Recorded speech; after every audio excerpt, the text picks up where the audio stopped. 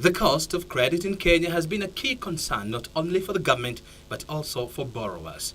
In 2006, the Central Bank of Kenya introduced the base lending rate, also known as the Central Bank Rate (CBR), to force banks to lower their cost of credit. The bank pegged the CBR rate at 9.75% and set up an independent monetary policy committee to review monetary policies in the country. Apart from stabilizing the monetary environment, these measures have done little to control lending rates in the country.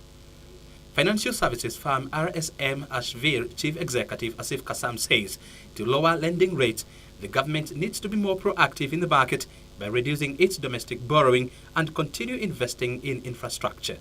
No, rates will not come down because you set a base rate. The rates come down based on what the government is borrowing at. So if you look at in Kenya today, the treasury bill rate is about 9.7%.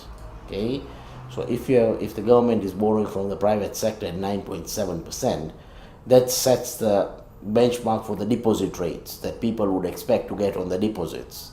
This year, the government plans to borrow 192 billion shillings to partly finance the 1.78 trillion shillings budget. I don't see the short-term interest rates coming down because the government is still borrowing about 200 billion from the local market. Okay, but the good part is, what is the government borrowing for?